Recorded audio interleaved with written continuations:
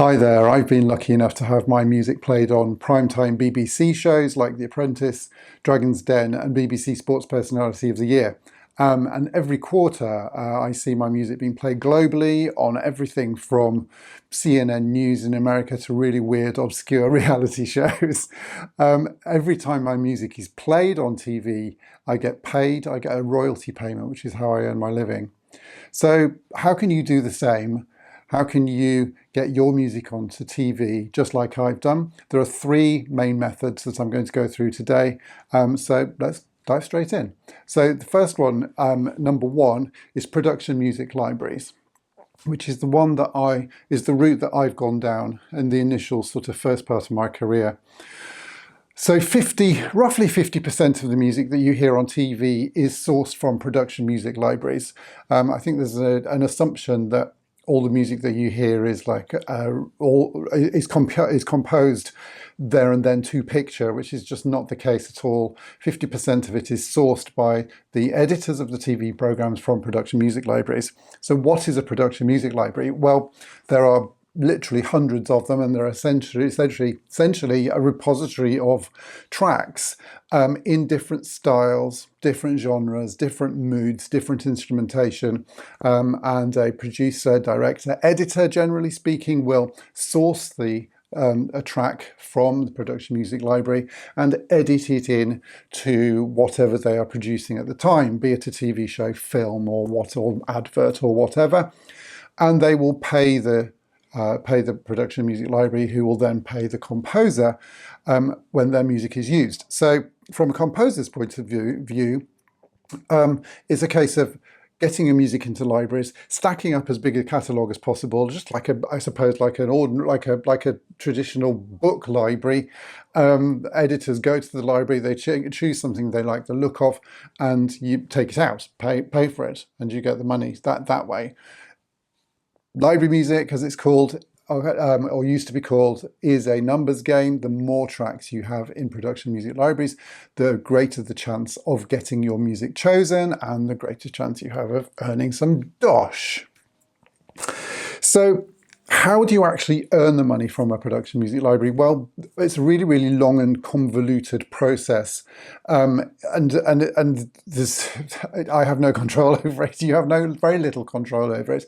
Generally speaking, when you submit to a library, your contract will say that they will take a proportion of the earnings of the track and you will take a proportion of the earnings from the track, typically 50-50. So you will get only half of the actual royalties paid for that track.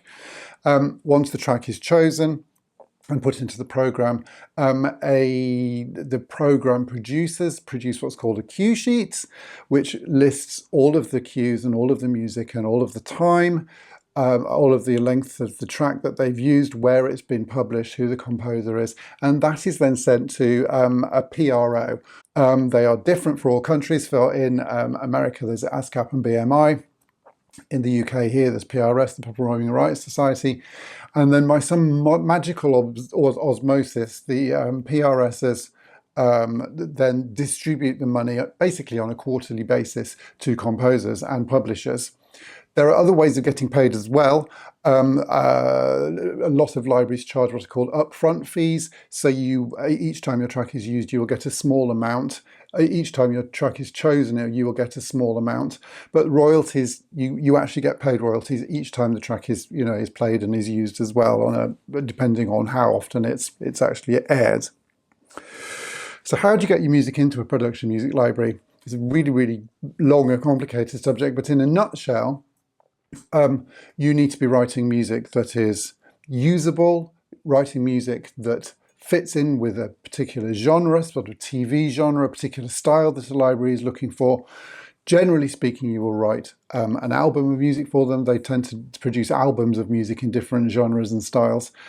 And it's a really simple case of just literally contacting them saying, hey, look, I've got this. strange nose flute album, do you want it? Yes or no? And knocking on doors and sort of shopping your wares to a certain extent, the cold email and making relationships. In the first instance, once you get going with this, libraries tend to ask you for tracks. They tend to include you in their sort of planning on what they're working on, and it becomes a bit more of a two-way process. But in the first instance, it is literally a case of knocking on doors and getting your music accepted. And there's no barrier to entry. You don't have to have a music degree. You don't have to look cool and have a certain musical image, luckily. And as long as you're easy to work with and you can produce the goods, then you stand a really, really good chance of being of making it as a production music library composer. So what are the production music libraries looking for then in their composers? Well, they're looking for the type of music that you hear a lot on reality shows, a lot of sort of underscore, a lot of crime, a lot of tension, a lot of piano music is really, really popular. There are many, many popular genres, and they're looking for music that is produced in a sort of way that makes it easily editable as well. So bear in mind that your track is highly unlikely to be played from beginning to end. It's likely to be, just literally chopped to bits by the editor. And if there are good chopping and editing points, and it fits into a certain sort of structure, then, libraries are going to be really, really keen to have it. There's a lot to learn on that, and it's linked in with production, the high production values, making your music sound professional, making it sound well recorded, well composed, though in honesty, the actual complexity of the composition is less important than its emotional appeal, its directness, and its high production value. So that's method one, which is production music libraries. Now, what I will do actually is just I'm reading off my laptop here, as you can see some bullet points. I'll link below a reference to a couple of other videos of mine which might be helpful. So I've got a step-by-step guide to choosing the best library if you want to apply to a library and send your music to a library. And I've got a bit of a deep dive on how I got published by a big music library as well. How did I actually do that in a little bit more nuts and bolts detail.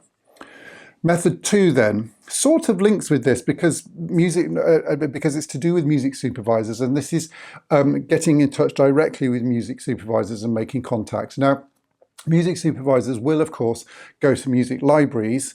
So a music supervisor often has the overview of the sort of musical arch and musical mood of a series. It's their job to essentially pull in different types of music and make a sort of coherent whole. And they will often work in cahoots with their particular favorite production music libraries. But also there's another way into this, which is for composers to directly work with music supervisors. Now, I've put this number two because I think you do need to have a track record in production music libraries before you start contacting supervisors. You need to know how the genres work, how the music sounds. You really have to have a feel for the industry. However, it is a good way, if you want to do it, of getting in. And the great advantage of this, of course, is that you cut out the middleman. You cut out the production music libraries 50% or whatever, and you get the whole of the royalty every time the music is played. So, how to find particular supervisors for specific shows? Well, you need to go into something like IMDb Pro, and have a look at what's in production at the moment, who the music supervisors are, what type of music they've used in past shows, and see if you've got anything that, see if it actually resonates with what you're writing at the moment. And then it would be simply a case of saying, look, hey, I heard your fantastic music on this show, Series 1, I see you're in pre-production for Series 2. I've got some great music that I think might really, really work for you. And sending them a very, very brief sort of playlist of what you've got and making contact in that way. Now, supervisors have to know that you understand about rights and clearing music and all of this sort of thing and copyright. So you have to be yourself absolutely totally clear on this. You also have to obviously cut into a contract with them, and you have to be really, really on your top game to make sure that that communication is totally right. But the advantage being that you could potentially get asked to write a lot of music with 100% of the royalty going to you, cutting out the middleman.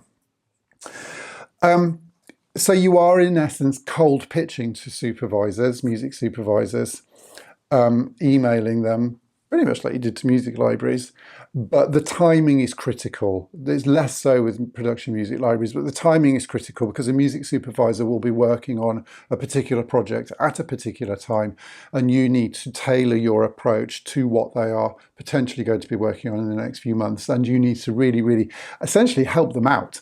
So so they don't have to be trawling through thousands of tracks in production music libraries. Here is what you need straight away. I can do this for you.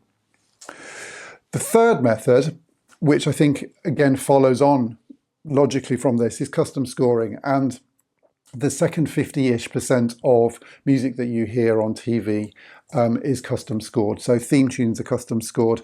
Important parts of the program will be custom scored. The sort of theme and the real sort of sonic branding of shows will always be custom scored.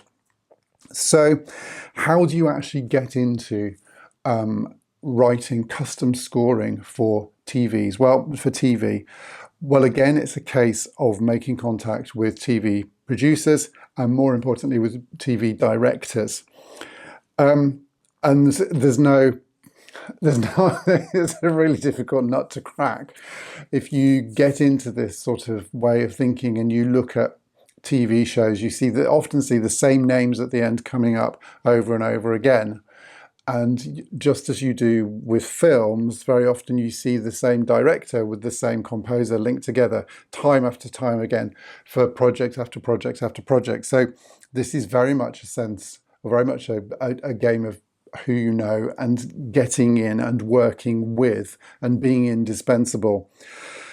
There's no sort of beginner route for TV. TV is paid, it's professional, full scale. There's not a sort of beginner route other than starting with writing music for short film, which is I suppose the accepted route to getting into writing for TV.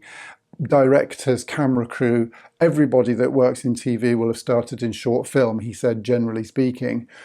And your route in is exactly the same. Scoring short films, probably for free, probably for not a lot of money, getting your name known, building relationships with directors and with people in the industry.